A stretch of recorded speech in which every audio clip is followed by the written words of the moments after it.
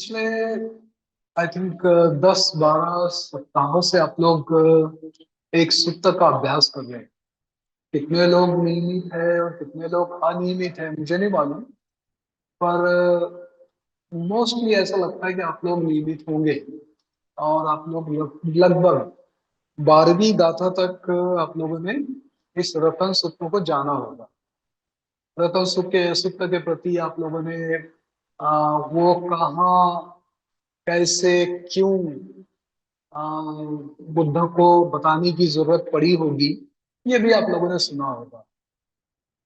शब्द जो आप लोग गाथाओं का पठन करते हैं तो बड़े यानी हमारे साधारण सामान्य उच्चारण से बहुत भिन्न है। और इसलिए कभी कभी उसका जो हमारे जैसे ना हो तो समझ में दिक्कत होती है। और फिर दिक्कत हो गई तो फिर बड़ा मुश्किल हो जाता, फिर खाली आंखें बंद करके पठन करना है या फिर शांत बैठना। यही हमारा सिलसिला चल रहा है। और उस वजह से कई बार ऐसा होता है कि फिर ब्रह्मचारी को थोड़ी कोशिश करनी पड़ती है और समझाना पड़ता है। मगर ये जो वर्ग है, ये वर्ग में उसका केवल जो ऊपरी भाग है, केवल उसका शब्दों का थोड़ा बहुत अर्थ जो ब्रह्मचारी को समझा है, जो उर्गेन संगति के माध्यम से उन्होंने सेमिनार पढ़ा है, या थोड़ा बहुत पाली का किसी पाली के ज्ञानी आदमी से सुना है, उस वजह से बता पाते हैं। मगर ज्यादातर वो ब्रह्मचारी ब्रह्मचारिणी अपने जीवन से कनेक्ट करके बताते हैं। तो कई बार पता नहीं चलता कि वो अपने इन शब्दों की गहराई में जाकर बता रहे या फिर अपना अनुभव धम्म जीवन का जो जी रहे उससे उनका जीवन रत्नों जैसा चमक रहा है, या बुद्ध रत्न, धम्म रत्न, संघ रत्न, ये उनमें उनके जीवन में प्रवेश कर रहे हैं और प्रवेश कर कर उनका जीवन चमकते जा रहा है। तो ये जब हम सुनते हैं तो लगता है कि हाँ, मेरा भी जीवन ऐसा हो, मेरे भी जीवन में इस तरीके की बातें मैं आचरण करना शुरुआत करूं। और बहुत बार ये प्रतिज्ञा होती है, बहुत बार इस तरीके का एक समझ विकसित होती है। पर बाहर चले जाओ इस हॉल के, तो गेट तक के वो प्रभाव बना रहता है। कुछ लोगों का अपने घर तक जाने तक प्रभाव बना रहता है, कुछ लोगों का 1-2 दिन और रहता है, फिर बाद में वही उधेड़ बुन वही सिलसिला शुरुआत होता है। तो हमारे जीवन में ये जो इस तरीके का आना जाना जो चल रहा है वो बड़ा कॉमन है, बड़ा सामान्य है। और ये केवल आप ही लोगों के साथ में हो रहा है ऐसा नहीं है, ये सभी के साथ में होता है। हम सभी लोग इस तरीके से जीवन के इस चक्र में गोल घूमते घूमते कई बार घूमना ही हो जाता है। हम उस घूमते घूमते किसी मार्ग पर पहुंचना बड़ा मुश्किल हो जाता है। तो ये ऐसा होने के कई कारण हैं।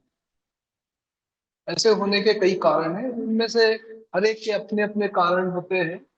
हर एक का जीवन अपने अपने तरीके से जीना होता है, क्योंकि हम जो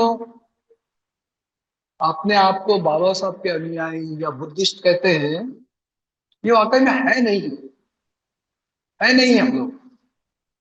हम अपने माँ बाप की संतान ज्यादा है, या फिर इनसे ये समझो कि हमारे जो गांव के लोग हैं, जिस तरीके के शहर के लोग हैं वहां के ज्यादा है, हमारी संस्कृति के ज्यादा है, फिर हमारी जो जाति है उसके संस्कृति के ज्यादा है, या हमारे जो भिन्न भिन्न धर्म है उन धर्मों के ज्यादा है। तो हम लोग क्या है, एक्चुअली हम लोग बाबा साहब ने 54 में 56 में हमको दीक्षा दी। उसके पहले क्या थे, उसके पहले क्या थे हम लोग, पता नहीं हम क्या थे। अछूत थे या नहीं थे वो भी पता नहीं। कहानियां है कि भाई ऐसा ऐसा अछूतों पर अत्याचार हुआ है और वो हमारे माता पिता भी रहे होंगे। तो कहानियां है। हम कैसे, हम बौद्ध या फिर बाबा साहब के अनुयायी कहाँ है। 15 मिनट के लिए हो जाते होंगे, 20 मिनट के लिए हो जाते होंगे, या कभी कभी कोई क्लास में चले जाते हुए वहां होते हुए कुछ समय के लिए, उसके बाद जब घर लौटते तो हम अपने बीवी के पति होते हैं या पत्नी के पत्नी अपना पति देखती है या पति अपनी पत्नी देखता है, अपने बच्चों को देखता है, अपने बच्चों के अलावा दूसरे के बच्चों को देखता है, दूसरों के बच्चों को देखने के अलावा फिर धीरे से समाज की तरफ देखता है। समाज में फिर भिन्न भिन्न जातियां धर्म है, फिर न्यूज़पेपर खोलता है, फिर टीवी न्यूज देखता है, फिर यूट्यूब देखता है। तो क्या है एक्चुअली, धार्मिक है क्या कोई, कोई बौद्ध धर्मीय है क्या? तो 10 मिनट के लिए 15 मिनट के लिए ये वर्ग के लिए है हम, उसके अलावा क्या है? कोई कोई ध्यान करना सीख गया, तो ध्यान जब करने बैठते हैं तो क्या करते हैं, क्या होता है ध्यान में? आंखें मूंद ली हमने, क्या होता है? वही चक्कर कहीं ना कहीं चालू हो जाता, पैसा कहाँ से आएगा, वही चक्कर चालू आता है। ये आदमी को कितना समझाना ये समझता नहीं है, ये औरत को कितना समझाना ये समझती नहीं, ये मेरे माता पिता ने क्या कर रखा है ये समझते नहीं। हमारे समाज को क्या हो गया, यानी उलझुल बातों में हमारा पूरा का पूरा एक मन मस्तिष्क कूदते रहता है। उसने मुझे ये कह दिया, उसने मुझे वो कह दिया, मैंने उसको आज इस तरीके का बताना है, मुझको उसको इस तरीके का डांटना है, फटकारना है, मुझे घर के लिए कुछ बनाना है, यानी इसके अलावा आता क्या है उनको? यही बातें चलते रहती हैं, यही बातें दोहराते रहते हैं। और इसी बातों में हम कहते हैं कि मेरा ध्यान हो गया है, मैंने ध्यान कर लिया है, मैं पूजा कर लिया हूँ, पूजा कर लिया। वही मतलब व्याकरण थोड़ा सुधारित बोल देते हैं, उसके अलावा बुद्धिस्ट सच कहाँ है? अगर वाकई में हम बौद्ध बौद्ध धर्म के अनुयायी हैं तो फिर हम समझते हैं कि नहीं, फिर तो ये सब ऐसी बातें कर रहे तो फिर घरदार छोड़ना चाहिए, भिक्षु या भिक्षुणी बनना चाहिए, नागरिक छोड़ के अनागरिक बनना चाहिए। तो ऐसे ख्याल आते हैं, पर ख्याल आना ख्याल आना और वो आने का एक जो जबरदस्त प्रभाव है वो कितने समय तक रहता है। और फिर ख्याल आता है यार ये भिक्षु बनने के बाद भी ये क्या कर रहे हैं, तो फिर पूरा भिक्षु संघ हमारे सामने आ जाता है। फिर सोचते हैं, नहीं यार भिक्षु का जीवन भी तो उतना ज्यादा फायदे का नहीं है, अपना ही ठीक है, अपना ही ठीक है। फिर अपना यानी कौन सा, अपना धर्म या अपना धर्म यानी कौन सा? फिर कहाँ अच्छा मिलता? फिर उस खोज में लग जाते, और उस खोज में लगने के बाद में फिर देखते हैं अरे विपस्सना वाले अच्छे नहीं होते, विपस्सना वाले अच्छे नहीं होते। फिर पता चलता है यार वो तो थोड़े थोड़े अच्छे भी होते हैं। तो फिर संभ्रमित, अच्छे कौन होते हैं और बुरे कौन होते हैं वो समझ में आ रहे, बहुत तो होने के बावजूद भी हमारे मन में संभ्रम। बाबा साहब को मानने वाले बहुत अच्छे हैं, बाबा साहब को नहीं मानने वाले अरे समझ में नहीं आता। फिर नवयान बौद्ध आ गए, फिर वो हीनयान बौद्ध आ गए, फिर महायान आ गए, वज्रमठ। हमारा मन पूरी तरह से संभ्रमित है। तो ये संभ्रम में कहीं तो भी हमको अस्पष्टता होने की वजह से अब कुछ ऐसे बोल चाल के शब्दों के ऊपर फिर हमारा एक विश्वास, या मान लो यूं कह दो कि भाई आ, हम ऐसा कहते हैं कि ये चीजें अच्छी होती है। अब वो कहाँ की है पता नहीं, हाँ फिर उसको नाम भी देना है, क्योंकि तो हम बौद्ध है तो उसको नाम भी देना है, ये बौद्धम की है। फिर वो क्या होता है, शील, शिलाचरण करने वाला आदमी अच्छा होता है। तो फिर शिलों का आचरण करना शुरुआत करते हैं। फिर शिलों का आचरण करते करते कुछ लोग वो शील आचरण का ढिंडोरा पीटते हैं, अपनी हवाई, अपनी तारीफ, अपनी आ, उसमें की जो कुछ भी उन्होंने किया उसके बारे में इतना जोरदार पुरजोर कोशिश करते हैं। जैसे कि मैं धर्मचारी हूँ, मैं बोलूंगा मेरा धर्माचरण श्रेष्ठ है। बाकी लोग, बाकी लोगों के बारे में क्या बोलूंगा, ना ना ना, ये अभी कोशिश कर रहे हैं। मैंने क्या कर दिया, उनको नीचा, छोटा, कमजोर, बेकार, थोड़ा अपने से अलग कर दिया। तो शिलाचरण करने वाला भी आदमी क्या कर रहा है, एक तरीके से किसकी बात का पुरजोर कर रहा है, कौन सी बात को ज्यादा महत्व दे रहा है, मैं, मेरा। कहां से आया भाई ये मेरा मैं, कहां से आया? तो फिर मेरे बाप ने, मेरी माँ ने, मेरे गांव ने, मेरी भाषा ने, मेरे संस्कारों ने, कौन से संस्कार, कौन से संस्कार? अलग करने वाले, दूसरों को छोड़ा देखने वाले, दूसरों को कमजोर देखने वाले, दूसरों की हर हरकतों पर नजर रखने वाले, दूसरों की बुराई ढूंढने वाले, दूसरों को कमजोर देखने वाले, ऐसे संस्कार। किस तरीके का मैं बनाना चाहता हूं, किस तरीके का मैं बौद्ध बनना चाहता हूं। तो ये सारी गलत फहमी में हम बौद्ध है। फिर हमारे से में थोड़ा, मैं कितने साल का बौद्ध हूँ, फिर उसको भी जोरदार बता दे। उसमें भी एक दिन कम करना नहीं चाहते। मान लो मेरी दीक्षा हो गई इतने इतने साल पहले, तो उसको गिन के बताएंगे, इतने साल, इतने महीने, इतने दिन कम है ब्रह्मचारी। धम्ममित्र भी ऐसा ही बताएगा, या यहाँ आने वाला भी आदमी ऐसा ही बताएगा, मैं इतने दिन से इतने तारीख को मैंने आना, मैंने पूरा गणित रखता है, पूरा हिसाब रखता है। क्या भाई, क्या उसका कारण क्या है, क्या वजह क्या है हमारी, क्यों इस तरीके का बताते हैं? दूसरों को ये दिखाने कि हम तुमसे बड़े हैं, तुमसे अच्छे हैं, तुमसे योग्य है, तुमसे बेहतर है। फिर थोड़े अकड़ भी जाते हैं, थोड़े से मतलब थोड़ा सा अपना व्यवहार भी बड़ा अलग अलग कर लेते हैं। तो ये जो हमारा अपने आप को श्रेष्ठ, या ऊपर, या उसके भी ऊपर, सुपर डुपर ऐसा बताने का जो तौर तरीका है, उसको लेकर आज की गाथा है। और ये गाथा मुझे पूरा उसका ये नहीं आया, मैं शब्दों को थोड़ा चिंतन करता रहा, और चिंतन करते करते मैं सोचा कि ऐसा हो सकता है। मगर ये चिंतन मेरा अधूरा है, या फिर मेरा निम्न है, ऐसा मानकर आप लोग स्टडी करो। या आप लोगों में ज्यादा जिम्मेदारी है, क्योंकि बौद्धों ने एक दूसरे को प्रेरणा देना चाहिए, और उस तरीके से मैं आपको बता रहा हूँ। तो ये गाथा है, वरो वरयू, वरदो वराहरो, चार शब्द है बस। वरो, वरो यानी अपना मराठी का शब्द है ना, वर जाने, वर है ना, ऊपर।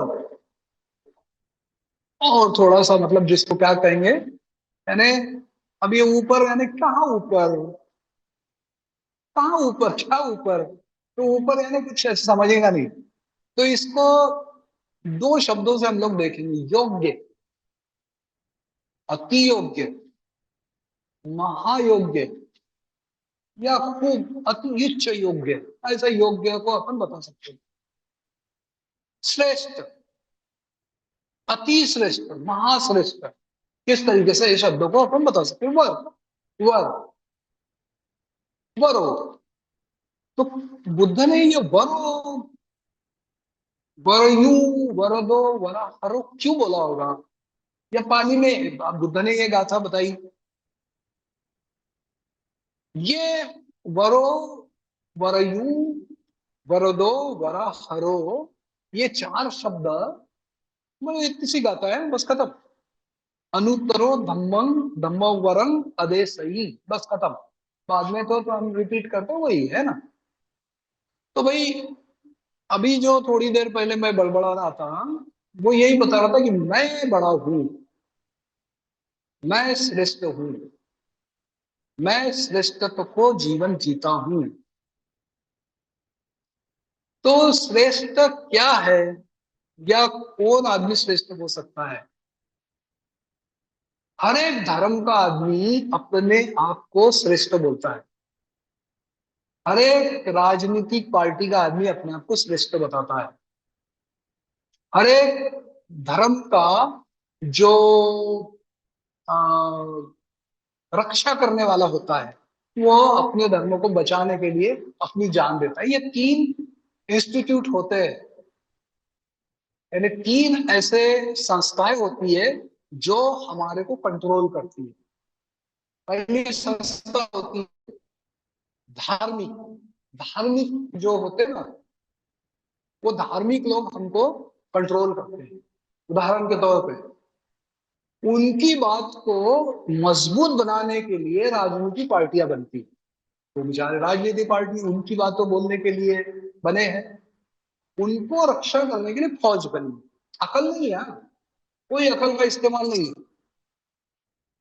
मौला को फॉलो करने का है, मुल्ला को फॉलो करने का है। सेम हमारे भारत में भी हम अपने धर्मों को अगर देखते हैं तो हिंदू धर्म में पंडित है, ब्राह्मण है, पुरोहित है, ये हमको कंट्रोल कर रहे हैं। उनकी बातों को कंट्रोल करने के लिए पार्टी बन गई, वो पार्टी उसको मदद करने के लिए काम कर रही है। और ये पागलपन में हमारे देश के लोगों को मारा गया, कश्मीर में मारा गया उनको, तो फिर फौज गई। यानी क्या कर रहे हैं, कौन कौन किसको बचा रहा है, कौन किसको क्या कर रहा है। तो हर धर्म ये बताने की कोशिश में है कि मैं महान हूं, मैं श्रेष्ठ हूं। तो ये जो पूरा सिलसिला है वो थोड़ा चिंतन करके देखेंगे अपन, तो अपने को लगता है कि कितना बड़ा खून खराबा, कितना बड़ा द्वेष, कितनी घृणा। आदमी अपनी महत्वाकांक्षा के लिए अपने दोस्तों का भी कत्ल करता है, अपने घर को भी बर्बाद करता है। अच्छा खासा संसार चल रहा है, पर मेरी बात को, मेरे मेरे तरीकों को, मेरे अपने पद्धति को, कहां से आई भाई पद्धति तुम्हारी? कौन दिया तुमको डायरेक्शन? तुमने कैसे तय कर दिया कि आदमी गलत है सही है? कोई उसका ख्याल बिल्कुल भी न लेते हुए एक गुट बन जाता है, एक गुट की प्रवृत्ति बन जाती है, और वो प्रवृत्ति काम करती है। तो ये श्रेष्ठ तो है ही नहीं ना, ये तो किसी भी प्रकार से अच्छा तो है ही नहीं। किसी भी तरीके से ये बात तो साबित ही नहीं होती है कि आप दूसरों को दबा के, या दूसरे के मतों को खंडित करके, या दूसरों को बेचैन करके आप खुश होंगे। ऐसा तो हो ही नहीं सकता ना। तो फिर बेहतर जो बोल रहे हो कि वरो,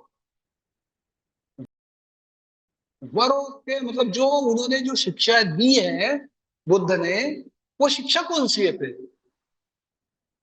तो आप लोगों को पता ही होगा कि उनकी जो त्रिविध शिक्षा है वो क्या है? शील समाधि प्रज्ञा।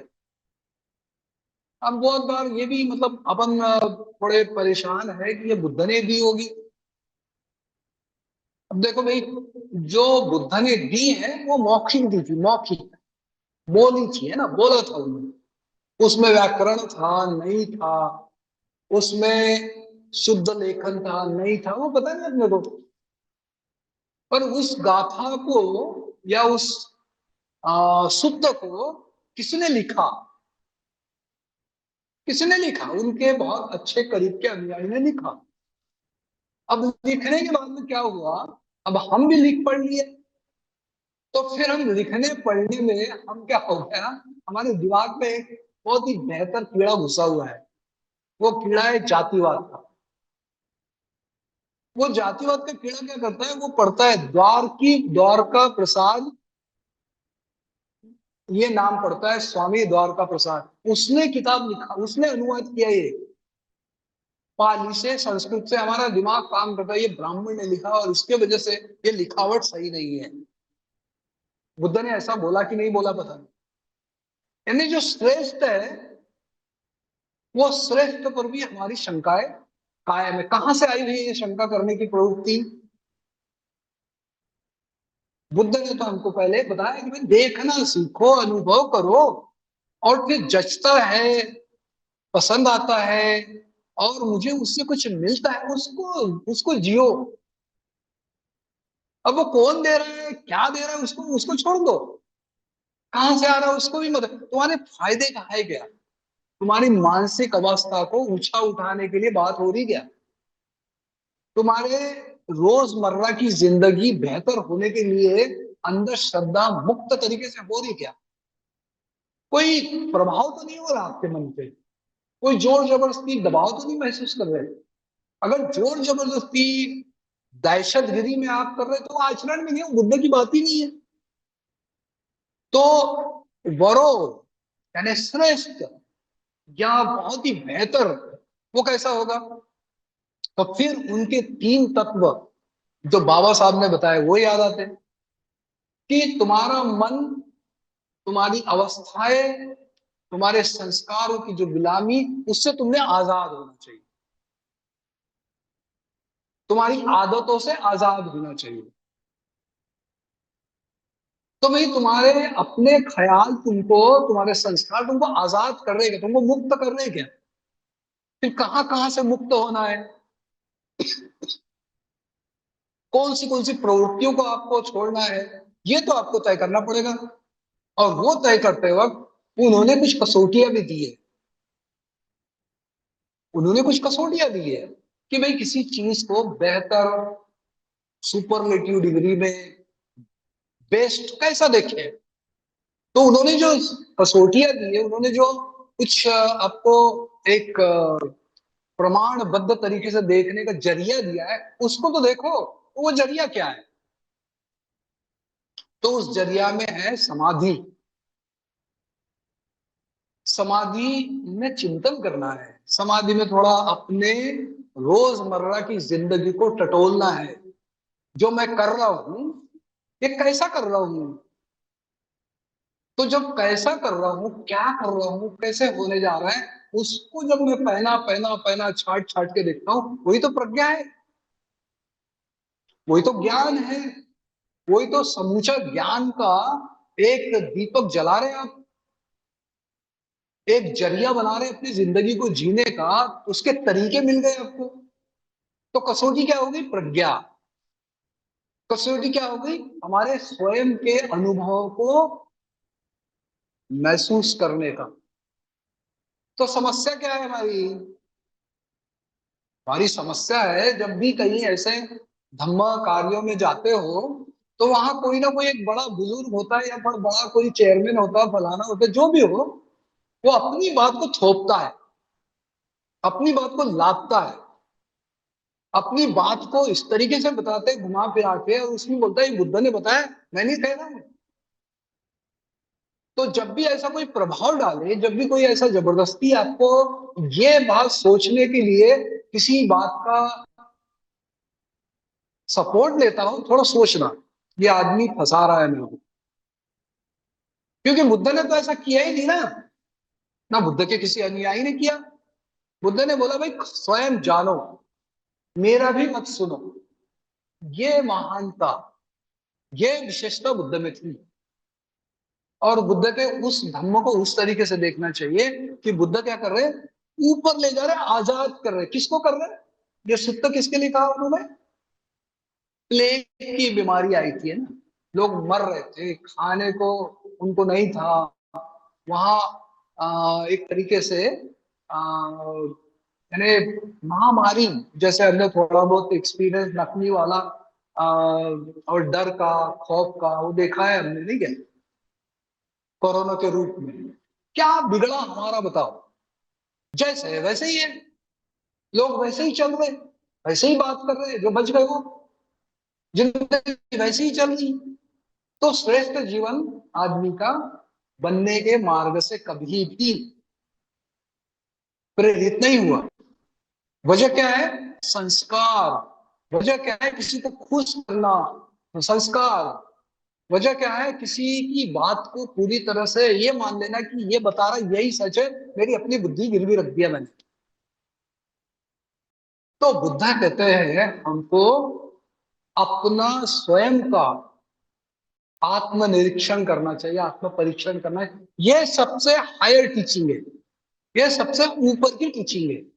और ये सबसे गहरी भी टीचिंग। तो इस तरीके का बड़ो यानी इस तरीके का श्रेष्ठ श्रेष्ठ शिक्षा तथागत बुद्ध ने दी है। और वो केवल दी नहीं है, वो उन्होंने जिया भी है। वो उन्होंने जिया भी है। इसलिए तो हम देखते हैं ना कई बार है कि बुद्ध को लोग सुने तो सुनने के बाद जीवन जिया। कई एग्जाम्पल देखने को मिलते हैं आपको, नहीं क्या? रट्ठपाल का जीवन ले लो, या फिर यश का जीवन ले लो, या फिर क्या कहते हैं उसको, कई ऐसे जीवन है नहीं क्या? बिंबिसार का ले लो, प्रसन्नजीत का ले लो, आ, सिगाल का ले लो, कई बड़े धनी सेठों का ले लो। यानी सुना, केवल बुद्ध की बातों को सुना उन्होंने। और क्या बोला? बुद्धं शरणं गच्छामि, धम्मं शरणं गच्छामि, संघं। यानी उनको दिमाग में कुछ प्रश्न नहीं खड़े हुए, यार ये आदमी मेरी जिंदगी के बारे में बोला, भाई इसको तो मुझे फॉलो करना है। इसके बारे में मेरे को कुछ उलझुल बातें को सोची भी नहीं, मैंने बिल्कुल शरण जाना चाहिए। क्योंकि वो करते करते, सुनते सुनते उन्होंने देखा। अब कुछ लोग उनको देख ही नहीं पाए। भारत ये बहुत बड़ा था ना, तो कुछ लोग देख ही नहीं पाए, क्योंकि बुद्ध गया, वैशाली, या ये इसी तरीके राजगृह, इधर ही वो ज्यादा मतलब उन्होंने समय बिताया, तो कुछ लोग देख ही नहीं पाए। तो उनकी सुनी सुनी बातों को लोगों ने जीवन जिया। तो कुछ लोगों ने, अभी जैसे होता ना, मतलब मैं अगर भंते जी को देखा हूँ, संरक्षित जी को देखा हूँ, तो मैंने उनको सुना भी है, उनको मैंने देखा भी है, और कभी कभी मैंने उनके विषय में कल्पना भी करी है। तो मैंने क्या किया, जो उनको देखा, तो उनके देखने में मेरा जो कुछ भी मुझ पर जो असर हुआ है, वो असर को मैं बताता हूँ। मेरे जीवन में उनका, उसके देखने से जो प्रभाव पड़ा, उनके चलने से, उनके बात करने के, उनके जवाब देने के तरीके से, उनके किसी को मिलना है तो मिलते कैसे थे, तो उन बातों का मुझ पर प्रभाव पड़ा, तो मैं वो बातें बताता हूँ। भंते जी इस तरीके के होते थे। मुझे मालूम नहीं उन्होंने ध्यान किया कि नहीं किया, मैंने वो नहीं देखा, तो मैं वो बात नहीं मैं बताऊं उनको चलते कैसे थे, भंते जी किसी बात का जवाब कैसा देते थे, भंते जी लोगों से मिलने के बाद किस तरीके से हंसी मजाक, किस तरीके से फ्रेंडली, कभी भी उन्होंने दुरा है ना, मेरे को जो जो अनुभव है वो उनकी बात बताता था। उससे भी मैं लोगों को क्या करता हूँ, बुद्ध की जो शिक्षा है वो देता हूँ।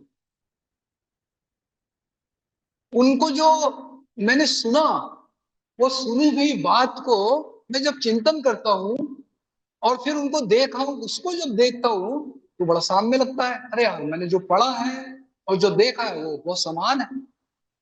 तो मैंने देखा और पढ़ा, तो ऐसे बहुत कम जो भिक्षुगण रहे हैं, उन्होंने देखा भी है बुद्ध को, और उनके साथ में जिए भी है, क्योंकि पढ़ने का तो अवसर नहीं था।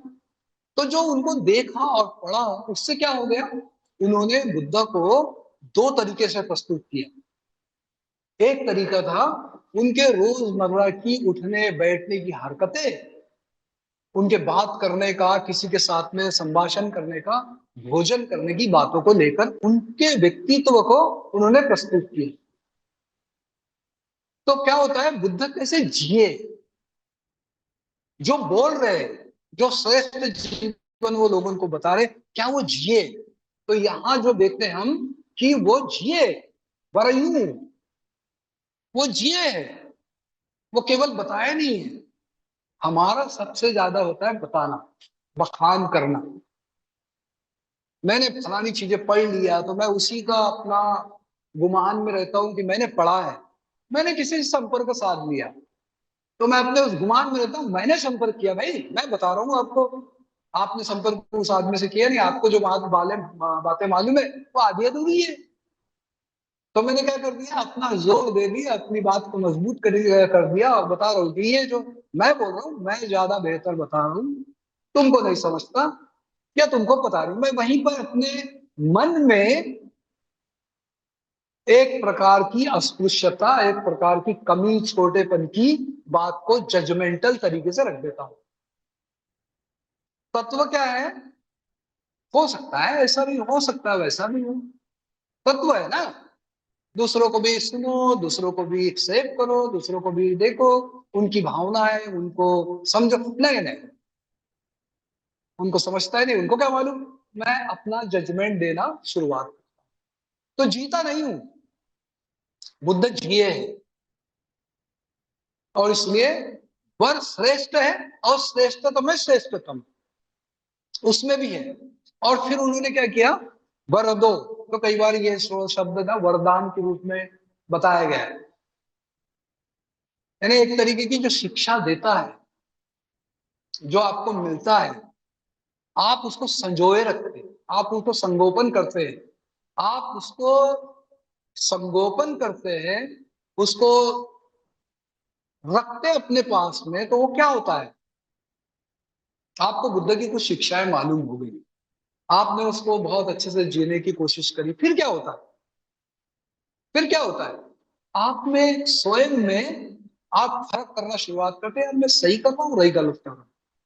आप खुद में अपने आप को टटलना शुरुआत करते हैं, और टटोलते हैं। यहाँ थोड़ा सा एक और शब्द ऐड करके बताता हूँ, थोड़ा अलग अलग करके देखते हो, थोड़ा धम्म विचय करते हो, ये सही है, ये गलत है, ये अच्छा है, ये बुरा है। यानी जो बातें हम कर रहे हैं उसमें भी हम लोग क्या करते हैं, थोड़ा थोड़ा भेद करते हैं, और भेद करके श्रेष्ठतम की तरफ अपनी आगे कूच करते हैं। और जब आगे बढ़ते हैं तो बहुत सारी परेशानियां होती हैं, बहुत सारी दिक्कतें होती हैं, और दिक्कतों को कबूल करते हैं, दिक्कतों को हम लोग स्वीकार करते हैं। हाँ, मेरी ये कमजोरी है, मेरी ये बात बहुत अच्छी नहीं, तो फिर बड़ा हरो, मैं फिर क्या करता हूँ, उसको अपने जीवन से निकालता करता हूँ, तो उसको दूर करता हूँ। अब क्या होता है इसमें, मैं मान लेता हूँ कि मुझे जो कुछ भी समझता है वो पर्याप्त नहीं है, मुझे जो कुछ भी मैं आचरण कर रहा हूँ ये परिपूर्ण नहीं है, ये जो भी मैं सीख रहा हूँ ये परिपूर्ण की तरफ ले जाने वाला है, ये मैं अपने आप में बदल कर रहा हूँ, ये पर्याप्त तो बदल नहीं है, मुझे और भी बदल करना है। मगर ये जो मैंने बोला ना, ये केवल ये केवल बोलने के लिए नहीं है, वो गंभीर होता है, वो गंभीर होने तक के इंतजार करता है कि मैं गंभीर नहीं हूं अभी, मेरे जीवन के कुछ मसले अभी भी उसी तरीके के संस्कारित ही है। तो वो अपने आप को बहुत बेहतर तरीके से कोशिश करता है, और जहां वो कोशिश करता है वहां देखता है कि मैं तो लोगों के ऊपर आरोप कर रहा हूँ, लोगों के ऊपर मैं एक तरीके से जजमेंट पास कर रहा हूँ। तो वो जानता है, और जानने के बाद में बोलता नहीं, मैं ये नहीं करूंगा। तो मैं अपने, वो क्या करता है, अपने अकुशलों को धीरे धीरे धीरे धीरे जानते हुए कम करता है। और जब तक जानते हुए कम नहीं करेंगे, हमारे अकुशल जो है वो दिखावे के लिए दूर होंगे, वो दूसरों को खुश करने के लिए होंगे, वो अपने लिए नहीं होंगे, वो मेरे अपने जीवन को बेहतर बनाने के लिए नहीं होंगे। बेहतर बनाने के लिए जब होंगे तो मैं पाप देश ना करूंगा, फिर मैं पाप देश ना करूंगा, और पाप देश ना करके मैं उसको कम करने के लिए पूरी तरह से तत्पर हो जाऊंगा। और इतना ही नहीं, तो खुलेआम बोल दूंगा, क्या डरना किसी के बारे में, है ना। मैं नहीं समझता, वो बोलेगा कि भाई मुझे इस तरीके से डरने की जरूरत, हाँ मेरे से गलती हुई है, मैं मान लेता हूँ, मगर किसी के डर से नहीं मानूंगा, किसी के फोर्स से नहीं मानूंगा, और ना ही किसी प्रकार के किसी प्रकार के, क्या कहते हैं उसको, मतलब आमिष के वजह से नहीं मानूंगा कि उसके बाद तो मुझे फलानी चीज मिल जाएगी, मैं कहीं श्रेष्ठ हो जाऊंगा, मैं कहीं मेरा नाम हो जाएगा, उसके लिए नहीं होगा। और यही बातें उन्होंने अनुत्तरो धम्मं आदेशयी, मतलब इसी तरीके का उन्होंने लोगों को उपदेश दिया। अब ताजुब की बात है, हम उस रतन सूत्र जब दिया गया वैशाली में, तो भुखमरी महामारी उस समय में ये बातें बोलना, खाना देना चाहिए लोगों को, हौसला देना चाहिए, दवाई देना चाहिए, मगर बुद्ध उनको ये दवाई देते हैं कि ये करो, श्रेष्ठ जीवन की तरफ जाओ। क्योंकि हमारा जीवन कैसा है, हमारा जीवन, आपने पता नहीं वो ययाति नाम की एक बड़ी पुरानी उपन्यास रही है। ययाति नाम का राजा था, और बहुत ही बड़ा धनी और बड़ा ताकतवर राजा था। बहुत पुरानी नॉवेल है ये। बहुत लोग पढ़ते चाव से इसको अभी भी, और हिंदी में भी अनुवाद हुआ है। बड़ा राजा, सबसे ज्यादा कल्पना के रूप में सबसे ज्यादा उसकी अपनी बीवियां थी, सबसे ज्यादा बच्चे थे, और उसकी उम्र भी 100 साल हो। तो जो कहानी है, कहानी के रूप में लीजिए इसको, तो वो जो यम होता है, जो हमको हमारी मौत का यानी पक्का निश्चय करने वाला कोई यम होता है, वो आता है, उसको बोलता है कि अब भाई आपके 100 साल हो गए हैं, और मैं आपको लेने के लिए आया हूँ, अब आपको लेके जाने वाला हूँ। तो वो बोलता है कि नहीं नहीं नहीं, इतनी जल्दी नहीं भाई, मेरे को और भी थोड़ा सा राज करना है। तो बोले नहीं, मैं तो खाली हाथ नहीं जा सकता हूँ, मैं तो आया तो लेके जाऊंगा। तो वो बोलता है कि क्या कुछ हो सकता है, कुछ अंदरूनी कुछ लेन देन हो सकती है, राजा है, पॉलिटिक्स दिमाग है, उकल रहा है। तो बोले आप भी बताओ क्या होगा, मैं वो सब आपको दे दूंगा। तो बोले मुझे तो कोई ना कोई चाहिए, मैं सिर्फ आदमी की मौत को ही लेके जाता हूँ, उसकी मौत मेरे हाथ में होती, उसको लेके जा, आपको लगता है तो कोई आपका लड़का दे दो। बोले हाँ, लड़का ठीक है। तो उसने सभी लड़कों को देखा, फिर उसमें एक जो बहुत अच्छा लड़का था, प्यारा लड़का था, उसको पूछा भाई मेरी जगह तू जाएगा। वो बाकी भाइयों से बोलता है अरे बुढ़ा अभी भी अपनी वासना के लिए जीना चाहता है, अभी भी अपनी लालच के लिए जीना चाहता है कि उसको और राज करना है, अभी भी उसको बहुत सारा दारू पीना है, उसको बहुत सारी बीवियां करना है, बहुत सारा उसके लिए जीना चाहता है। और हमने अभी जिंदगी शुरू नहीं करी है, हमको मुंह में मौत के मुंह में डाल दो। तो वो दूसरे लड़के की तरफ जाता, तीसरे, एक बहुत ही प्यारा लड़का उसका रहता है छोटा, वो बोलता है कि मैं जाऊंगा तुम्हारी जगह। तो वो बड़ा दुख होता, नहीं ये नहीं जाना चाहिए, कोई दूसरा लड़का जाना चाहिए। तो ये राजा इस तरीके के उदाहरण में जब उसको देखता है कि कितना लाचार है ये राजा, ना अभी उठना बैठता है, उठना बनता है, ना इसको चलना बनता है, मगर अभी भी ये भोग करना चाहता है, अभी भी इस तरीके के लालचा में रहना चाहता है। वो ये नहीं देख रहा कि मैं अब अगले रह भी गया तो मैं और साल रहूंगा कितने, मगर यम तो आने वाला है लेने के लिए। तो हमारी जिंदगी इसी तरीके के अनित्य के कारण का वो मतलब रास्ते में लगी हुई है। हम कब बनने वाले हैं, कब जीने वाले हैं, इसका कोई अता पता नहीं है। ये अता पता नहीं होने की परिस्थिति में लोगों को जीवन जीने की कला सिखाना, ताकि वो बच भी जाए तो जिंदगी कैसी हो, उसको मिला मौका, हमको कोरोना से मौका मिला है, अब हमारी जिंदगी कैसी हो, क्या पुराने संस्कारों की तरह हो, क्या पुरानी बातों के तरीके से हो। अब भाई मौका मिला ना, मेरे पड़ोसी मर गया था, मेरे रिश्तेदार मर गए थे, मेरे भाई ब्रह्मचारी मर गए थे, मैं बच गया हूँ। अब उसके बावजूद भी वही जीवन जीना है, वही खाना खाना है, वही हंसी ठठोले करना है, वही कपड़े खरीदने हैं, वही घर बनाना है दूसरा, उसी तरीके की बात करना है। क्या करना है मेरी जिंदगी में, मेरी जिंदगी का मकसद क्या है। तो बुद्ध यहाँ उसको मकसद बता रहे हैं उन लोगों को, तुम्हारी जिंदगी का मकसद है श्रेष्ठ जीवन, अच्छा जीवन, जो अभी तक के सुने आप लोगों ने 12 गाथाओं में वो श्रेष्ठ जीवन का महत्व उन्होंने बताया है। तो भाइयों और बहनों, हमको वो जो 12 गाथा उसके पहले हुई, या फिर शील समाधि प्रज्ञा त्रिविध शिक्षा, उसको ले लो, या 3 उनके लक्षण ले लो, दुख, अनित्य, अनात्म, ये जीवन में जाने वाले हैं नहीं। तो इसको समझना कि मैं अपने जीवन के दुख को समझू, दुख का कारण क्या है, दुख का कारण क्या है, बुद्ध ने क्या बताया, क्या वो मेरे और बुद्ध के जीवन जीने की प्रक्रिया में उनकी शिक्षा तालमेल खा रही क्या? अरे दुख तो है, बुद्ध ने तो सही बताया। छोटा था तो दुख था, बड़ा हुआ खेलने कूदने के बाद दुख हुआ, फिर थोड़ा और बड़ा हुआ तो दुख हुआ, फिर अभी जो जी रहा हूं दुखी जीवन जी रहा हूं, तो बुद्ध ने तो सही कहा। फिर अनित्य है, परिवर्तन हो रहा है, बदल रहा है। ये श्रेष्ठ जीवन किसी ने बताया नहीं है। वो श्रेष्ठ, वो वरयू, वो वरा वरा वराहो, ये मुझे अपने जीवन में धारण करना है। अनात्म है, मैं ठोस नहीं हूं। मुझे नाम भी मिला ना, ये मैंने नहीं लिया है, मेरा कुछ नहीं है।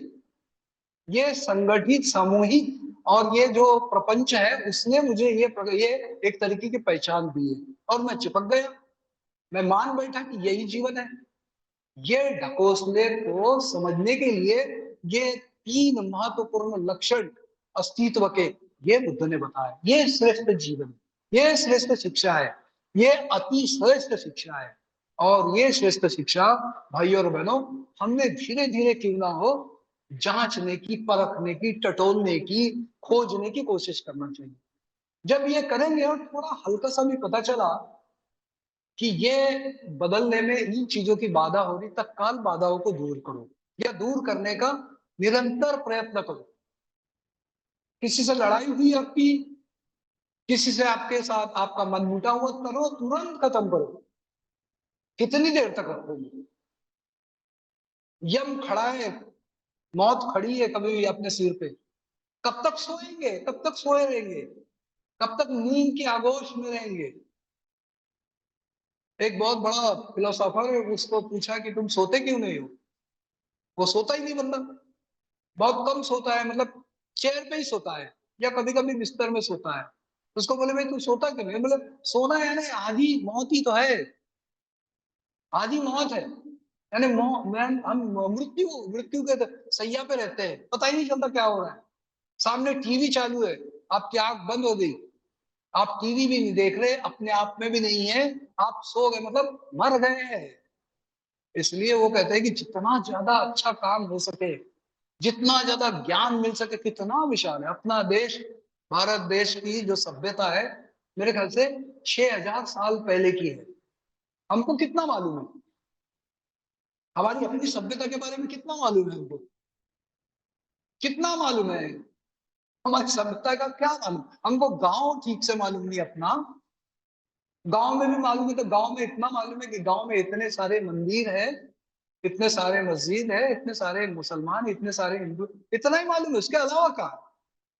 तो हमको ये सोना नहीं है, जाग जागरूक होना है, देखना सीखना है। और जब देखना सीखेंगे तो वहीं पे हमको एक रतन मिलते हैं, बुद्धं, यानी हमको इदम्पि बुद्धे रत्नं पणितं एतेन सच्चेन सुवत्ति हो। तो जो यहाँ हम उस रत्न के संपर्क में आते हैं, और रत्न हमारा जीवन बदल सकता है, वो भरोसा आता है, और हम उनको अपना आदर्श मानते हैं। तो भाइयों और बहनों बहनों, इस तरीके से अपने श्रेष्ठ जीवन को देखो। देखो, हाँ, देखना कब होता है? जब हम आंखें खुली रखते हैं। कौन सी? मांस चक्षु नहीं, थोड़ा दिव्य चक्षु के बारे में, सम्मत चक्षु के बारे में। हमारे चक्षु, अलग अलग प्रकार के चक्षु है हमारे पास में। जो सामान्य वैज्ञानिक चक्षु है, ये हमको भौतिक जीवन में घुसाड़ेंगे। जो भौतिक चक्षु है ना, तो हमको अपने जीवन, ये भौतिक जीवन, मुझे कार लेना है, कार लेना है, फलाना, ये मांस चक्षु है। हम दिव्य चक्षु, हम समन्त चक्षु, बुद्ध के चक्षु से अगर देखना चालू करें तो फिर हमको देखने को मिलेगा, हाँ मुझे तो दुख समझ रहा है, पर मैं दुख को ही कलेक्ट कर रहा हूँ। मैं गुस्सा कर रहा हूँ और गुस्से को ही बड़ा बनाने के लिए लगा हूँ। मैं किसी से प्यार कर रहा हूँ, प्यार को ही मैं मतलब समझ रहा हूँ कि जिंदगी मिल गई, उसी में फंसे रहो। तो जब इस तरीके की देखने की दृष्टि अगर मेरे पास में आती है, तो फिर मैं इस रत्न को छोड़ता नहीं हूँ, और वो बुद्ध रत्न सब कुछ अच्छा कर सकता है, ये भरोसा बैठता है, ये श्रद्धा उत्पन्न होती है। तो कोशिश करते हैं अपने आप को जागरूक रखने की, कम सोने की, यानी सोना है ना, यानी आंखें बंद करना, या कहीं तो भी अपना आलस आ गया और उसमें मुंडी लटका दिए, वो सोना अलग चीज है। वो शारीरिक होता है, वो इस मौसम का तकाजा होता है, खूब खाना खा लिए होते हैं, इस वजह से कुछ लोग आदत आना होते हैं, चेयर पे बैठे सो गए, तो कुछ इस तरीके के सोने वाले होते हैं। हमको सोने में खोना नहीं है। हो सकता है थोड़ी सी झपकी लगी, फिर चिंतन करना अपनी जिंदगी का, यार जिंदगी बहुत जीना है, मुझे अच्छी जीना है, फिर कितना जीना है वो नहीं, अच्छी जिंदगी जीना है, बेहतर जिंदगी जीना है। और इस तरीके से ये गाथा बहुत कारगर होती है, और इस गाथा का महत्व अपने जीवन में अगर हम लगा के देखते हैं तो जीवन बदलता है। और इस बदल के लिए आप सब लोग यहाँ हर इतवार को आते हैं और अपनी श्रद्धा बुद्ध के पर रखते हो, और निश्चित ही उसका फायदा हो रहा होगा, आप भी अनुभव कर रहे होंगे। तो मैं शुभकामनाएं देता हूँ, ये प्रभाव और गहरा करने की जरूरत है, हमारा शरण का मन और मजबूत करने की जरूरत है, और अपने आप को आजाद करने की जरूरत है, गुलामी से आजाद होने की जरूरत है। तो जहां जहां हमारा मन मस्तिष्क गुलाम है, उसको देखो, तरीकों को देखो, और उसको बदलने की कोशिश करो। तो ढेर सारी शुभकामनाएं। जय भीम, नमो बुद्धाय।